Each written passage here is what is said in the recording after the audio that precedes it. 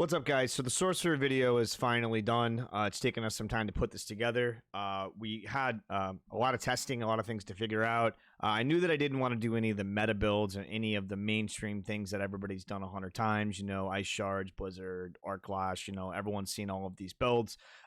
So when I set out to do this, in my thought process with any of these things that I do for you guys and for myself is, I don't want to play what everyone else is playing, right? That's how it's always been with everything that I've done, right? I never want to just kind of copy pasta what everyone else is doing. I want to try to figure out what's good for me and what I want to do, right? So with that being said, I don't also want to sacrifice power for being different, right? So if there was no other option, right, and the meta is obviously the strongest and the only way to go, then of course I'm going to go the meta, right? But I'm going to see if there's other things out there, right? So we tested a bunch of things. We tried a conjurer build. That didn't really work. We knew that we wanted to play at range, primarily at range. We didn't want to be melee like Arclash. So I started playing around with some things. And what we came up with is insane. The damage output is absolutely mental. You're able to just decimate packs. We're able to use all of the elements: fire, ice, lightning, and even shadow damage. All of our defensive skills, which normally most of the sorcerers complain, oh, I have to have all of these defensives on my bar, I can't have any real skills. Well, we found a way to turn all of those defensive skills into AoE nukes. And on top of that, using those is going to give us mana, and it's going to give us more damage as well. So it's pretty crazy. So we'll explain how everything works together. So we'll jump right into it. Let's go.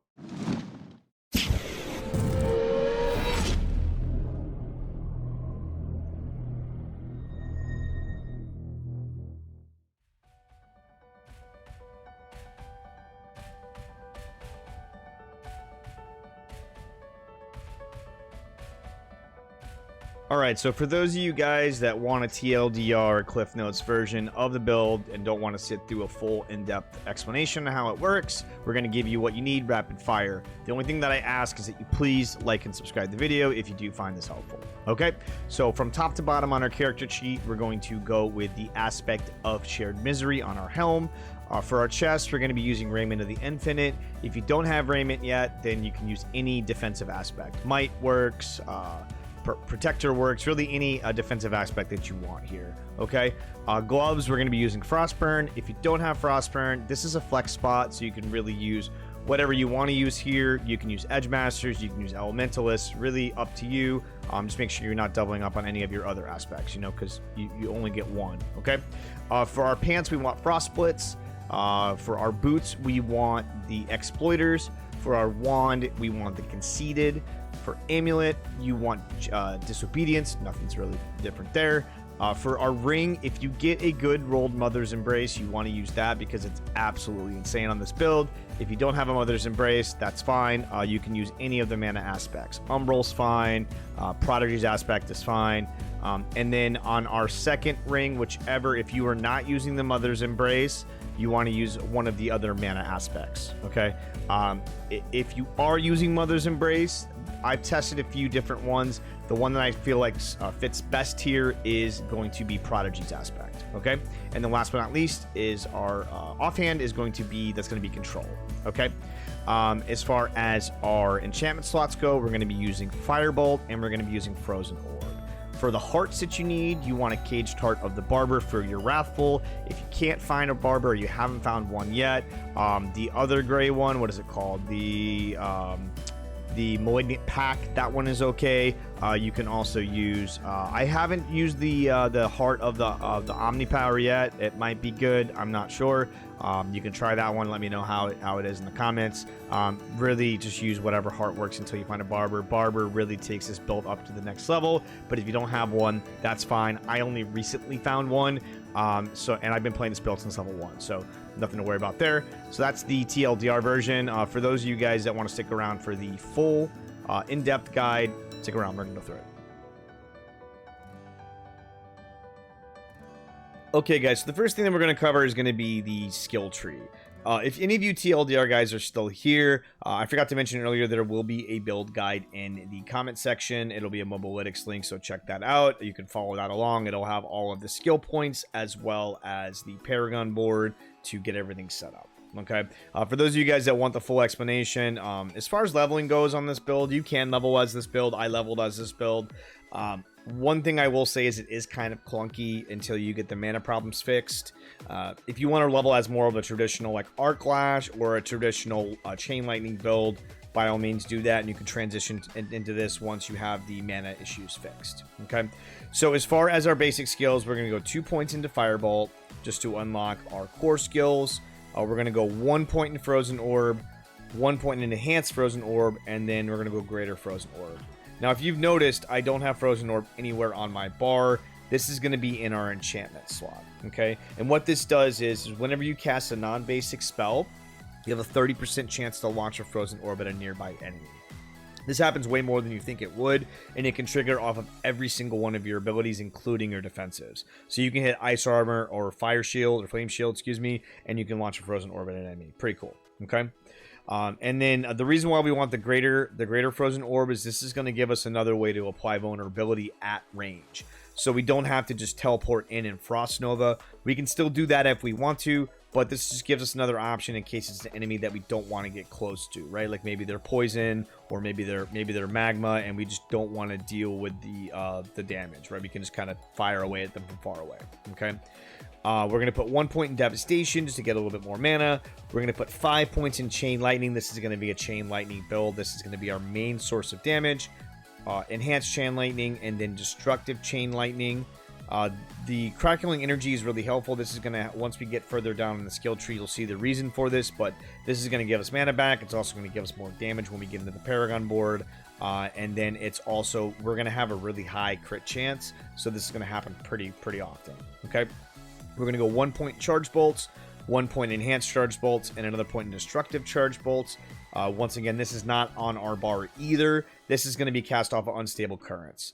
I've tested this. This is really helpful, especially with High Nightmare dungeons. If you look at the end of the video, I do have some gameplay footage, and I clear tier 48 solo in about 10 minutes, and this is super helpful. I tried to do a 51 earlier, and I took this off, and I got absolutely destroyed. I wanted to see if it worked. You don't want to. You want to use this. This DR is really helpful. Okay. For our defensive skills, the answer to this question is yes. We are going to take every single defensive skill that is available. This is pretty much the Sorcerer norm. If you've played Sorcerers before, you kind of know the drill. So 1 point in Flame Shield, 1 point Enhanced Flame Shield, and then we're going to do Shimmering Flame Shield. What this is going to do is it's going to give us health back when we're low on mana. It's also going to give us another form of Unstoppable to get out of those CC chains. 1 rank in Teleport. Another rank in Enhanced Teleport, and then we're going to go Shimmering Teleport. This is also going to give us some damage reduction as well when we teleport in case we want to go in and Frost Nova and freeze the enemies. Okay. 3 points in Glass Cannon. I have some extras for my gear, so don't pay attention to those 4 extra. But we're going to max this one out. 1 point in Ice Armor. We don't really need the enhancements here. We just the basic is fine. We just want the active here for the shield, for the extra shield it provides, for the barrier, and for the mana from Prodigy's aspect. So that's what we want to do there. For Frost Nova, 1 point here, 1 point in Enhanced Frost Nova, and then another point in Mystical Frost Nova. This is going to apply that vulnerability. So now we have 2 ways, both with Frozen Orb and with Frost Nova, as a way to apply vulnerability. Okay. For our Conjuration skills, we're going to take 3 points in Precision Magic. I've got 3 points here in Lightning Spear for my items. It's marginal. You don't need it on your items. It does help a little bit when you cast Unstable Currents, but not necessary. 1 point Align the Elements. This is going to give us some DR against elites. Pretty helpful. And then 3 points in Protection. So what this is going to do, this is going to allow us to get a pretty decent sized barrier anytime we use any of our defensive skills, and that's going to trigger off Teleport, off Flame Shield, and off Ice Armor, and off Frost Nova. All of these spells all count as defensives, so we're pretty much going to have a constant barrier up. So pretty useful there. For our mastery skills, we're going to take 1 point Inner Flames just to unlock Devouring Blaze. Now, if any of you guys are non-sorcerer players, this might seem a little weird to you. The reason why we do this is because we have Firebolt on our enchantment slot. So what Devouring Blaze does, we deal 21% increased critical strike damage against burning enemies, and if they are also immobilized, this bonus is increased by 30%, or to 30%. Okay, so this is going to give us a huge damage boost to enemies that are burning, and because of Firebolt, we're going to everything's gonna be burning, everything's on fire. Okay. We're going to put 3 points in Static Discharge. This is going to give us a chance to form Crackling Energy, and then 3 points in Invigorating Conduit. This, and then this up here, the Destructive Chain Lightning. This is going to give us mana back. So if we start to run low on mana, we can just pick up some Ceaseless Energy, or some Crackling Energy, excuse me, and that's going to give us some mana back. Okay. For our ultimate skills, we're going to take Unstable Currents. We're going to take Prime Unstable Currents, and then we're going to take Supreme Unstable Currents. Okay, so we're going to pop this basically anytime we need to. There's a big fight or a big enemy or a big group of enemies we want to burst down. Because of our key passive, because of Overflowing Energy, this is going to be up basically anytime we want it, because we're getting that cooldown reduction. Anytime a Crackling Energy hits an enemy, your shock cooldowns are reduced by 0.1 seconds, increased to 0.25 seconds against elites. So it's going to reduce this cooldown pretty significantly, because we're going to be constantly hitting with Crackling Energy. Okay. We're going to do Coursing Currents, 1 point in Coursing Currents, 3 points in Electrocution. This is going to give us further damage reduction against enemies that are hit or critically struck by shock spells. We're going to have a ton of crit strike chance, so this is going to give us just some flat DR. And then 3 points in Convulsions. Shock skills have a 9% chance to stun enemies for 3 seconds, so it just gives us another way to provide some CC, right? So that is the skill tree. So next we'll jump into the aspects.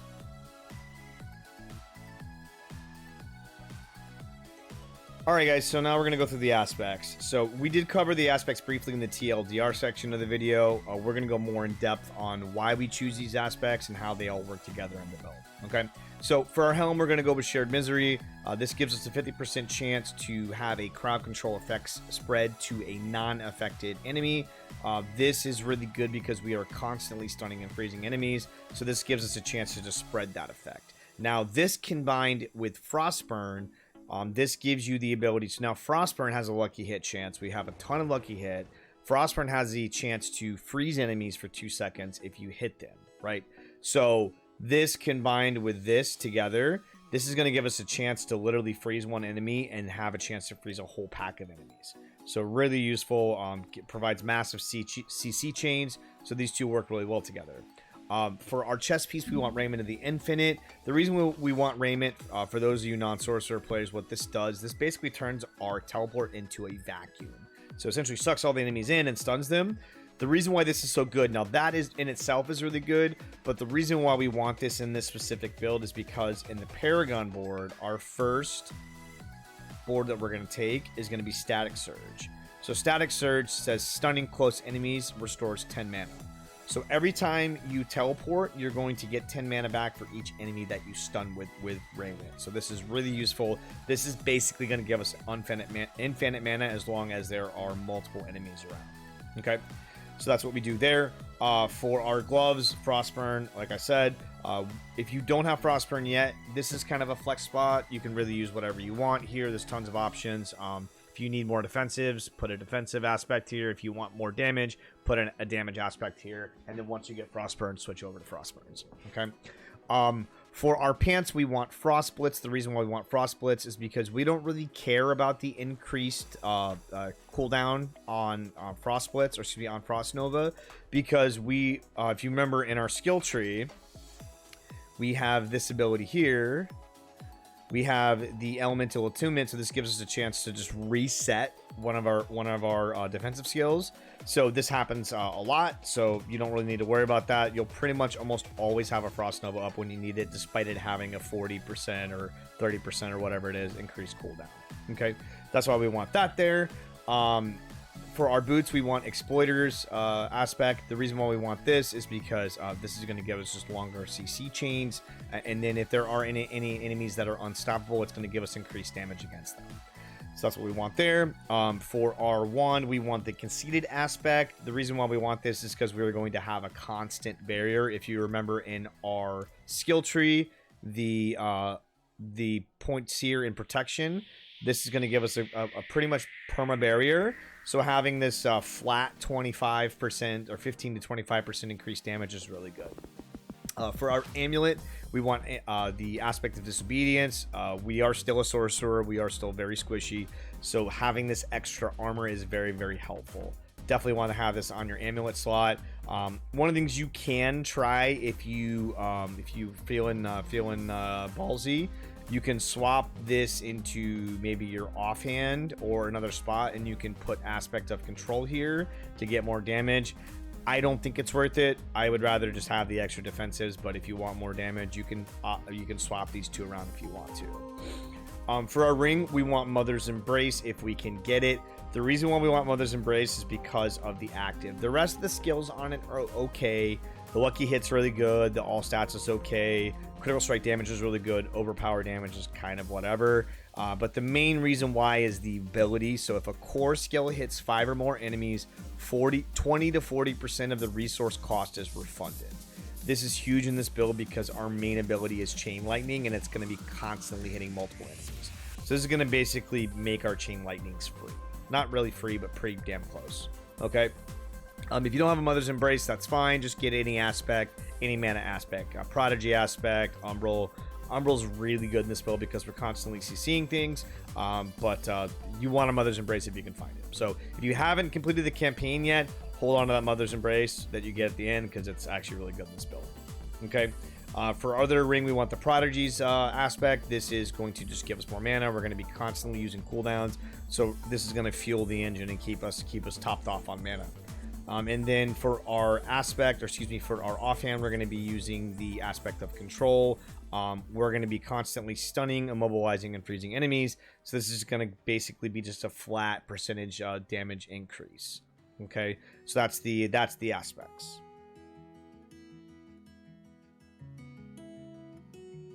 Now you're probably wondering, why are we trying to apply all of these different damage types, right? So there is a reason for it. I'm not just insane. I mean, maybe I am, but that's beside the point.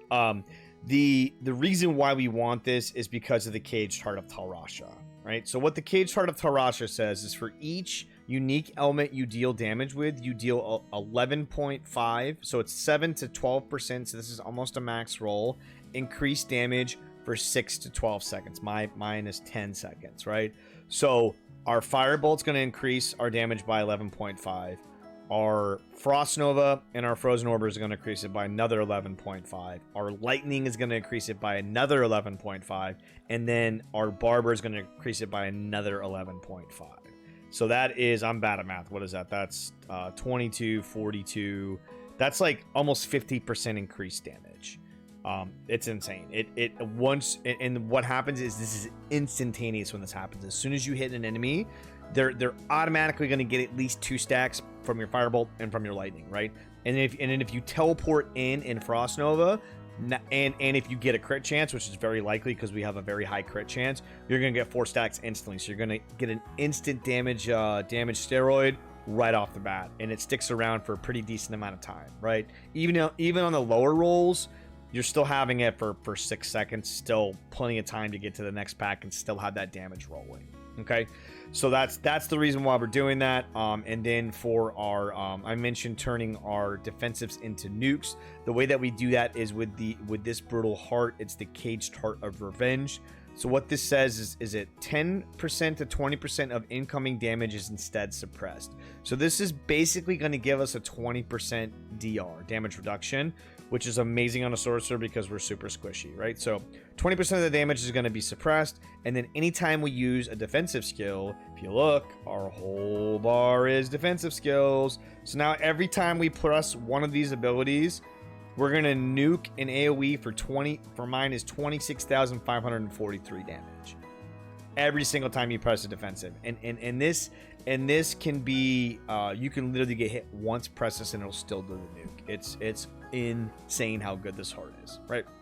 And then the Barber, if you guys have not had a chance to test this heart, This heart is mental. It does so much damage. Basically, it stores the damage, and then it increases the amount of damage the enemy takes for a few seconds, increasing each second it goes by, and then they explode and do a big AoE, right? So this counts as shadow damage. So that's why this procs this, right? So that's how the whole thing fits together.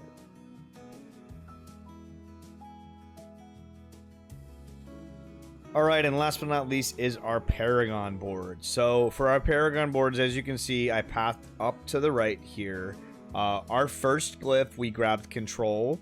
Control is insane on this build. We are constantly slowing or chilling or stunning or freezing enemies. So we're almost always going to get the secondary effect. So it's going to increase our damage by 20%. And then 54% increased damage to crowd controlled enemies. So this is pretty amazing, right? So that's going to be our glyph here. We're going to fall up to the left here. We're going to make our way. You want to make this a priority. Our next board is going to be Static Surge. You want this orientation on the board, so right in the middle. We're going to path up to the left. We want to grab these nodes here because we are going to be constantly stunning enemies, especially once you get Raiment of the Infinite. This is just going to give us increased damage. With that's what allows us. You'll see in the gameplay clip of me just teleporting in and everything just evaporates, right? Because we're doing increased damage to stunned enemies. So this here, so we're going to grab that, increased damage to elites, really good as well. We're going to make our way right to here right off the bat. This is going to give us, this is going to fix whatever remaining mana problems that we have, and now our mana is going to be set. We're not going to really ever run out of mana again, okay? We're going to path up to here. We're going to grab this rare node here, just going to give us some more damage to stunned enemies. More damage to stunned enemies, really good. And then here we're going to put charge. If you notice, I haven't turned this on yet. There's a few different glyphs I've tested here. There's not really any that you can turn on without upgrading them to level 15. So I haven't upgraded this to 15 yet. I think mine right now is 12. Yeah, it's 12. I haven't upgraded it yet. Once you do get this upgraded to 15, then I will grab the other intelligence slots. I'll grab this one here, and then I'll probably grab one or two up here to make sure I turn this on. So right now this isn't turned on. This is just giving us a little bit of extra damage on crackling energy. It'll be better later once you do level up the glyph, right? Then we're going to path to the right. We're going to get some more mana up here. So now we really won't have any mana problems. Some more damage to stun enemies. Some more damage to stun enemies. Go off to the right here, and then we're going to grab our third board is going to be the Burning Instinct board. Now for this board and we're not going to need to grab the legendary node. The legendary node is not really relevant for us because our only source of burning damage is the Firebolt. It doesn't really provide that much damage. This is kind of it applies other things, and the reason why we want this board is because it gives us a bunch of increased damage to burning enemies and damage reduction against burning enemies, right? So that's the reason why we want this. And then for our glyph here that we want Elementalist, this says dealing fire, cold, or lightning damage to an enemy increases all damage you deal to them by 5% for 10 seconds, and it stacks once per element.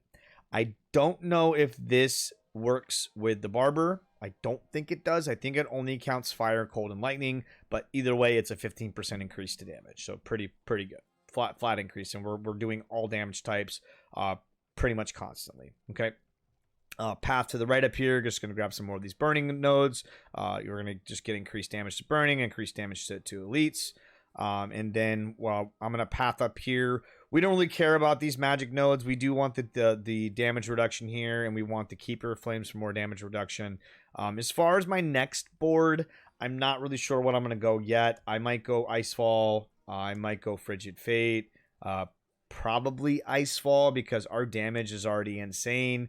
We might just want a little bit more survivability, so we might actually grab this legendary node because this does give us just another barrier. So maybe we'll do that. But yeah, guys, that's the build. If you found this helpful and you enjoyed it, please make sure you hit that like and subscribe. We are live on Twitch Monday, Wednesday, Friday at 9 p.m. Eastern. So yeah.